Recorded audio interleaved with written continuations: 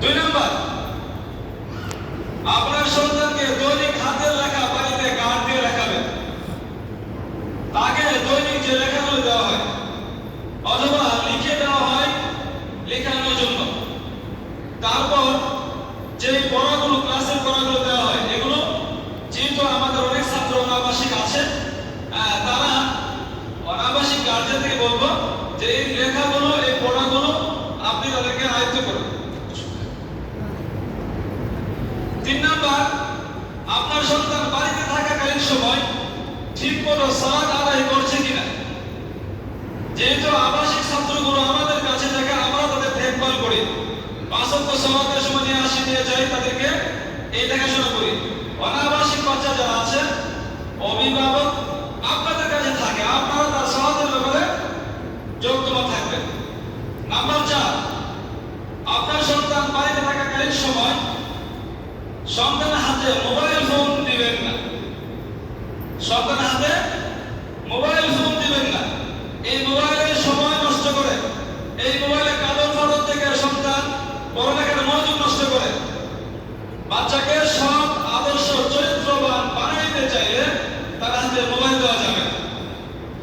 Number 5, আপনার সন্তানের লেখাপড়া উন্নতি ও চরিত্র গঠন সংক্রান্ত বিষয় সমস্যার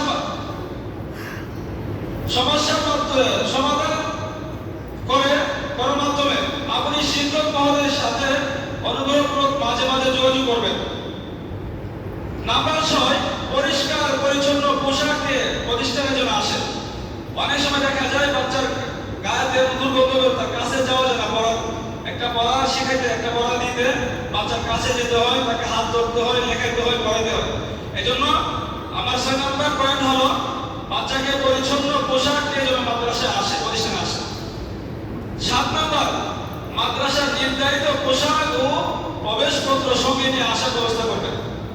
মাদ্রাসার নির্ধারিত যে ড্রেস আছে ওই ড্রেস এবং তার সঙ্গে আইডি কার্ড ওটা থাকবে, এটা নিয়ে আসবে। নাম্বার 8, প্রতিদিন তার ব্যাগে বই খাতা কলম আছে কিনা ওটা আপনি দেখবেন আগে। আমার দীর্ঘদিনের তাজরাবা হলো বাচ্চা, অনেক বাচ্চা যখন পড়াতে যায় লেখা দেয়, লেখা ওটা খাতা দেয়, ওস্তাদজি কলম নেই, ওস্তাদজি বই নেই। এই জন্য এই বই খাতা কলম আছে কিনা আপনি তার ব্যাগে চেক করে দেখবেন এবং ক্লাসে যাওয়ার পরে তাকে কি পড়া দেওয়া হয়েছে তার কাছ থেকে জেনে নেবেন। এবং যদি খাতা কলম শেষ হয়ে থাকে এটা আগের থেকে সংগ্রহ করে রাখবেন। শেষ হওয়ার পরে বাবাকে দিচ্ছি, 1 দিন 2 দিন যেন বিলম্ব না হয়। 1-2 দিন ক্লাসে এসে সে কোন পড়া নিতে পারছে না, লিখতে পারছে না, তার জন্য এটা ক্ষতির কারণ। বাচ্চা দুর্বল হওয়ার এটা একটা ক্ষতির কারণ। এজন্য কলম খাতা বই এগুলো খাতা কলম শেষ হওয়ার আগে তাকে সংগ্রহ করে রাখবেন। নাম্বার 9, সাধারণ কোনো কাজ বা কোনো অনুষ্ঠানের জন্য মাদ্রাসায় অনুপস্থিত রাখবেন না। এমনিতে মা যাচ্ছে মার্কেটে কেনাকাটা করার জন্য, বাচ্চা গড়িয়ে যাচ্ছে, অযথায় ক্লাস বন্ধ করে। এই অযথা সাধারণ কোনো কাজের জন্য বাচ্চাকে ক্লাস বন্ধ করাবেন না। নাম্বার 10, কোনো গ্রহণযোগ্য কাজের জন্য ছুটির প্রয়োজন হলে অভিভাবক দরখাস্তের মাধ্যমে ছুটি গ্রহণ করবে। নাম্বার 11, আল্লাহ না করুক কোনো বাচ্চা যদি অসুস্থ হয় এটা শিক্ষক মহোদয়ের কাছে আগের থেকে অবগত করবেন।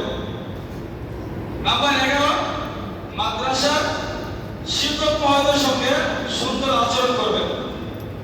সন্তানকে ভালো মানুষ, আদর্শ সন্তান, সৎ চরিত্রবান সন্তান বানাতে চাইলে আপনাকে তার শিক্ষক মানে আমার শিক্ষক, আমার সন্তানের শিক্ষক মানে আমার শিক্ষক, তার সাথে আমার সুন্দর আচরণ করা লাগবে। নাম্বার 13, মাদ্রাসার সাথে মানে প্রতিষ্ঠানের সাথে সুসম্পর্ক রাখা চাই। প্রতিষ্ঠানের কল্যাণে আমরা কাজ করব। দেখেন একটা প্রতিষ্ঠানের 3 শ্রেণী কাজ করা লাগে। 1 হলো ছাত্র, 2 হলো উস্তাদ, 3 নাম্বার গার্ডিয়ান। উস্তাদের কাজ হলো তাকে নির্ধারিত সময় তাকে পড়াবে, নির্ধারিত সময় তার যে পড়াগুলো ক্লাস যত সময় ক্লাস করবে তাকে পড়াবে। ছাত্রের কাজ হলো ক্লাসের মধ্যে পড়া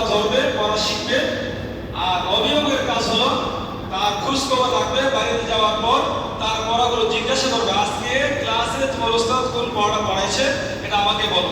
তার পড়া যদি কোনো কাজে থাকে, শিখতে না পারে ওই পড়াটা শিখাই দেওয়া, হাতের কাজগুলো তাকে করায় দেওয়া, এটা হলো গার্জিয়ানের দায়িত্ব। আবার সময় মতো তাকে প্রতিষ্ঠানে পৌঁছানো, এটা গার্জিয়ানের দায়িত্ব। 14 নম্বর যে পয়েন্টটা, এটা হলো সময় মতো পৌঁছানো।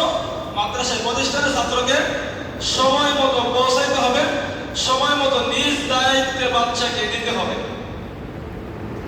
এই যে আমি 13টা পয়েন্ট 14টা পয়েন্ট বললাম, এই কাজগুলো অভিভাবকের দায়িত্বের মধ্যে পড়ে। বাচ্চাদেরকে সৎ চরিত্রবান, আদর্শবান, ভালো সন্তান যদি বানাতে চান, তাহলে তাদের খুব খেয়াল রাখতে হবে তাদের একটা সময় যেন নষ্ট না হয়। কমপক্ষে কোনো ক্লাস যেন কোনো বাচ্চার ছুটে না যায়, কোনো বড় ধরনের অসুস্থ ছাড়া। হ্যাঁ, বাচ্চাকে ক্লাস বন্ধ করবো না, কারণ আজকে